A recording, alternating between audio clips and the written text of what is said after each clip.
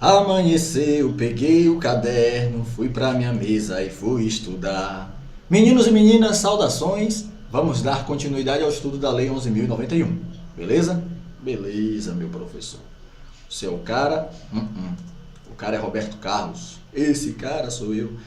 Prosseguindo, a gente vai para o inciso 4, que vai falar do cargo. Vai dar o conceito de cargo público. Tá? E cargo público é o que todos nós queremos. Eu, você, ele que está do seu lado aí, né? Enfim, todos nós queremos esse cargo público, tá? E é por isso que a gente está estudando, né? Para ser aprovado dentro do número de vagas, né? Para depois de ser aprovado no número de vagas, ser nomeado. Depois de ser nomeado, a gente vai ter 30 dias para tomar a posse, tá? Depois que tomar a posse, vai assinar junto, né? No dia da posse, vai assinar lá o termo de compromisso, apresentar os documentos, os exames e tudo mais. E depois disso, ainda tem mais, no máximo, 15 dias para você começar a trabalhar, para você entrar em exercício, né? Para você, de fato, né? Começar a assumir as suas responsabilidades, tá bom? Então, esse é o cargo público, tá? Esse a gente já sabe que é o ritual que se faz para assumir o cargo público, né? Aprovação do concurso público, nomeação, posse e entra no exercício, tá? Mas tudo bem, isso aí já é a primeira informação que a gente tem, isso é bom. Vamos ler o que é que a lei, né, define como cargo público. Eu vou chamar de cargo público, mas lá tá dizendo somente cargo. Apareceu uma mensagem aqui perguntando se eu quero alterar o esquema de cores. Eu não quero alterar, quero manter do jeito que está, tá? Então vamos lá. Cargo, o que é cargo? Cargo, conjunto de atribuições e responsabilidades previstas na estrutura organizacional que são cometidas a um servidor. Beleza, bacana. Vamos para a nossa lousa digital, nosso OneNote, né? E a gente vai fazer aqui a análise detalhada do que é o cargo público, tá bom? Então vamos lá. Esse cidadão que a gente vai ser empossado em breve, a gente agora vai saber o que é ele. A lei vai dizer pra gente que é um conjunto de atribuições e responsabilidades, tá? Conjunto de atribuições e responsabilidades. Opa, tô mexendo aqui na câmera, né? Aí, negócio. Tá bom. Tá? Conjunto, você vai anotar aí, conjunto de duas coisas. Aí eu vou colocar 2 pontos. Tá? Conjunto de duas coisas. Duas. Atribuições. E o que mais? Um conjunto de... Vou descer mais umas casinhas aqui. Atribuições e conjunto de responsabilidade. Tá? Ficou do mesmo tamanho? Coçar o nariz aqui.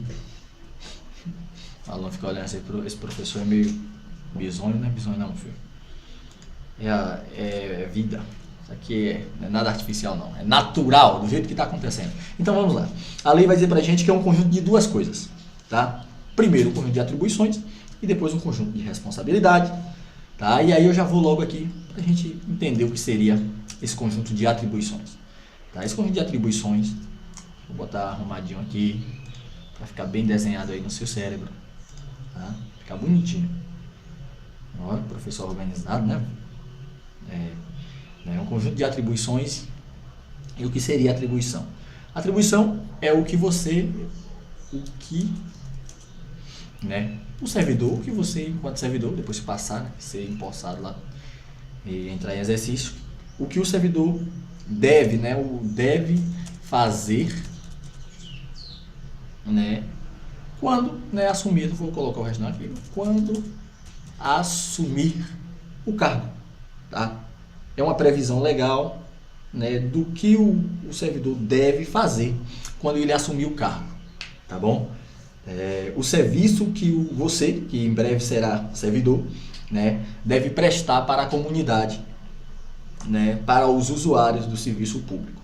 Por exemplo, eu vou trazer aqui um exemplo de um pedagogo da Instituição Federal de Educação, tá? Qual seria, né, as atribuições de um pedagogo? Por exemplo, promover reunião pedagógica, tá? Aproximar a comunidade da escola, tá? esse é o dever do servidor, né? O que ele vai fazer quando ele assumir o cargo, tá bom? Tranquilo? Pronto. Então isso é atribuição. Agora a gente vai para a responsabilidade. O que seria essa responsabilidade? Tá? Conjunto de atribuições e um conjunto também de responsabilidade. Você já deve saber, mas a gente traz algumas coisas aqui só para, né, a gente registrar. Tá? A responsabilidade nada mais é do que o que você, né? Você, tem um acento ali no você. Deixa eu apagar aqui o E. Você, né, se tornará, né, tornará responsável legalmente. Opa, ficou pinçável, responsável legalmente, tá?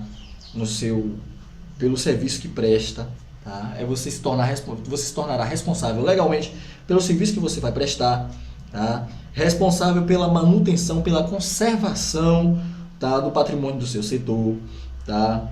Você tem a responsabilidade de atender bem o seu usuário, tá? Enfim, é o que você se tornará responsável, atender bem, né, o seu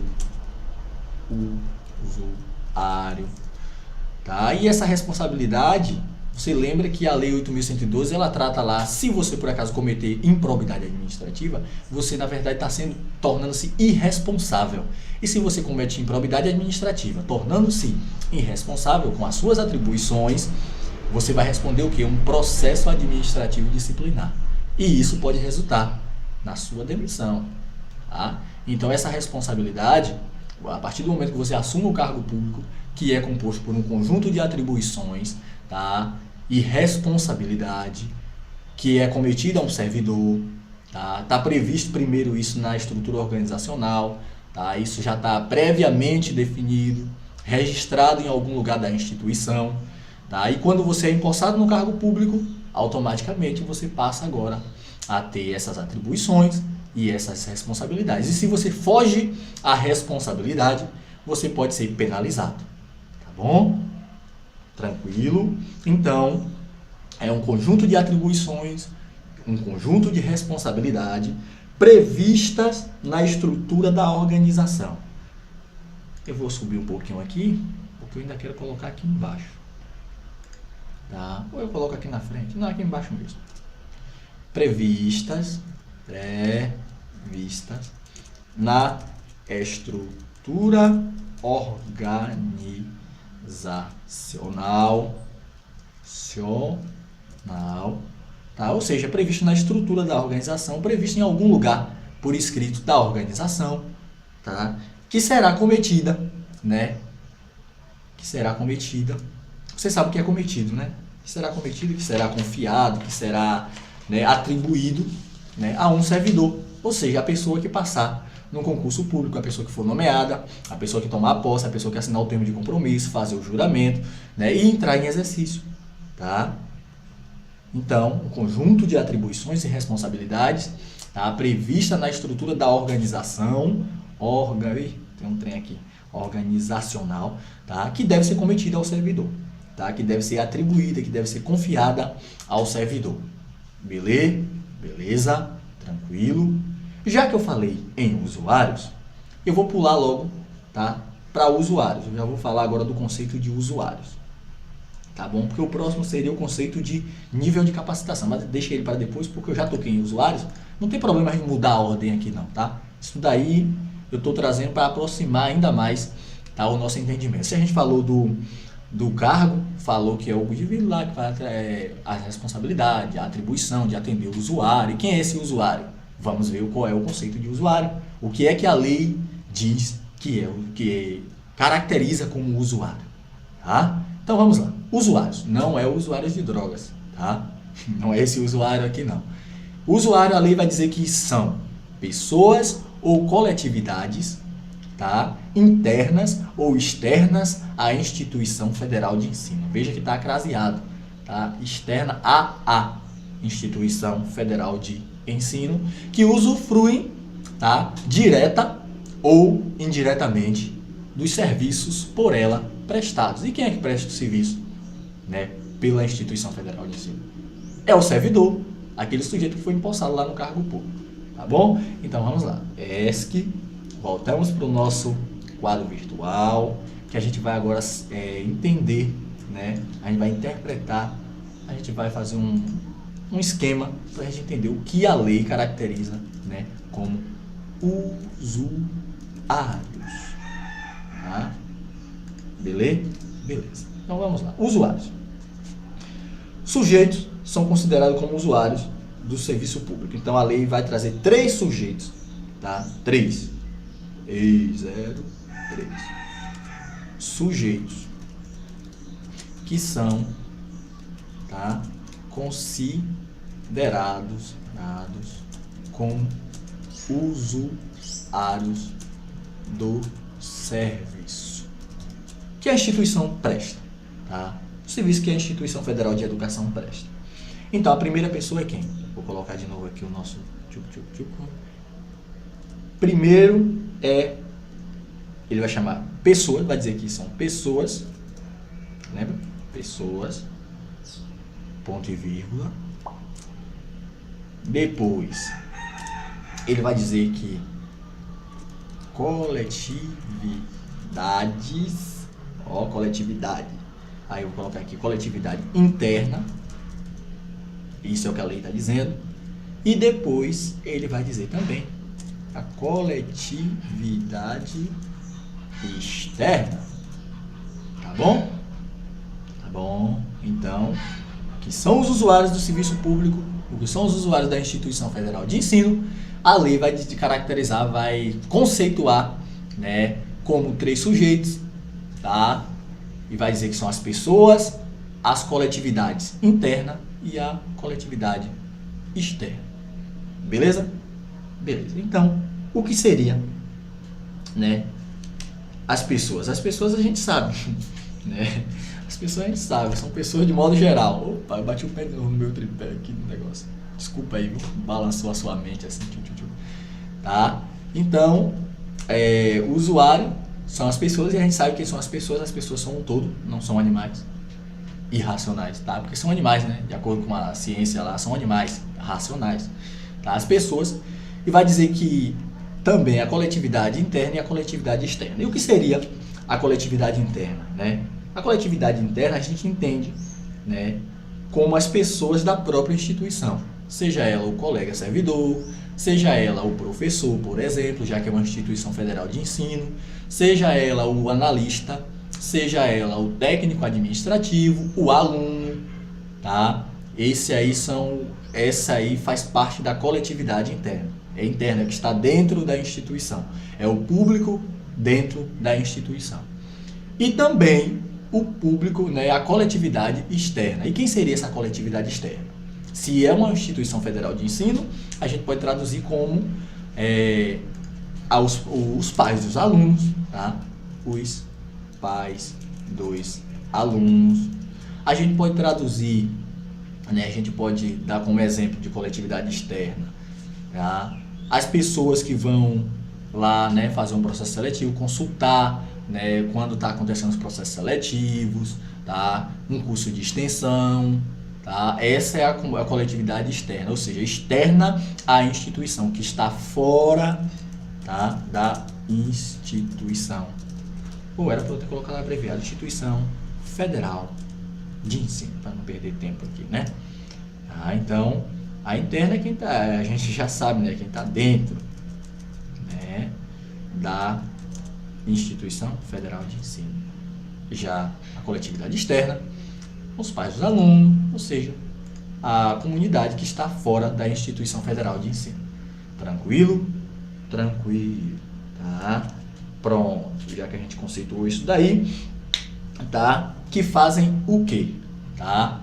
Que fazem o quê? Essas pessoas que estão dentro, estão fora, que fazem o quê? Né? Que usufruem diretamente, tá? Ou indiretamente, tá? Dos serviços que o Instituto, né, a Instituição Federal de Educação presta, o serviço que a Instituição Federal de Educação oferece, tá? E eles usufruem, as pessoas, essa coletividade, essas pessoas que usufruem diretamente, quer indo lá solicitando um serviço e tal, ou indiretamente, quando o sobrinho, por exemplo, o filho dela, né, também torna-se aluno e ele é beneficiado, né, de alguma forma. Então esse serviço é prestado para ele de forma indireta, tá bom? Então deu para entender aí o conceito de usuários, tá? Não é tão complicado não, é uma linguagem que se aproxima um pouco da gente, né, do dia a dia. Usuário, o que é um usuário do serviço? A gente pode generalizar um pouco e dizer o que seria o usuário do serviço público. Tá? São as pessoas, a coletividade interna, a coletividade externa, tá? Que usufruem, né, do serviço que a instituição federal, a instituição, né, presta para a comunidade. Essa coletividade pode ser o próprio público interno, o aluno tal, e tudo mais, ou a comunidade, né, externa. Ele chamou aqui de coletividade, mas a gente pode falar também de comunidade externa. Tá bom? Tá bom. Eu vou parar aqui e gravo uma daqui a pouco para a gente continuar, tá, com o estudo aí dos conceitos trazidos por essa lei. Tá bom? Continue estudando, que você é um menino forte, você é uma menina forte e você tem um objetivo, né, centrado aí, um objetivo que você quer alcançar, que é passar no concurso público, tá bom? Pode ser assim, a gente tem que ter objetivos claros e definidos para não ser igual a Alice lá do País da Maravilha. Já viu lá? Já leu esse livro? Tal? Alice no País da Maravilha?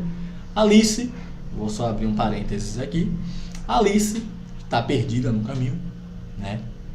E aí tem um gato em cima de uma árvore lá, e ela pergunta ao gato, né? Ô gato, você sabe me informar para onde esse caminho vai? Aí o gato pergunta para ela, para onde você está indo? Ela diz, não sei, estou perdida. Então o gato disse, então, e para que vai te interessar para onde esse caminho vai, se você não sabe para onde vai? Então, para quem não tem objetivo, o resultado que der vai ter que aceitar. Nós não, nós temos objetivo, estudar para ser aprovado no nosso concurso público. E é isso que a gente vai fazer, tá? A gente sabe que o estudar é um negócio chato, é um negócio cansativo, a gente gostaria de estar, né, curtindo um pouquinho a vida agora, numa praia e tudo mais, né, num botecozinho para quem gosta do boteco, né, numa igreja, enfim. Mas a gente está aqui estudando porque a gente quer ter uma vida melhor. A gente quer ter um concurso público na mão, né, ganhar um saláriozinho digno, poder comprar o nosso carrinho, nossa casa, né, e dar uma vida melhor para os nossos familiares e para a gente mesmo, né? Então a pegada é essa mesmo, tem que estudar, porque não cai do céu as coisas. O que cai do céu é chuva, tá? A aprovação não cai do céu não, ou você se esforça, tá, para tal, ou o resultado não vem, tá bom? Mas se você está estudando aqui, eu tenho certeza que o resultado vai vir. Se não for agora, vai ser daqui a pouco. Mas uma hora chega. O importante é entrar na fila e permanecer nela. Não desistir, tá bom? Então, bons estudos, boas energias aí e força, cara. Não desista não, tá? Não fique aí, né, com a autoestima baixa, porque a autoestima deve estar alta. O próprio nome já diz autoestima, tá bom? Então vamos lá, estudar aí, porque estudar nunca é demais. Nunca foi demais pra ninguém. Estudar hoje pra gente ter um futuro melhor amanhã, tá bom? Um abraço, a gente se vê daqui a pouco.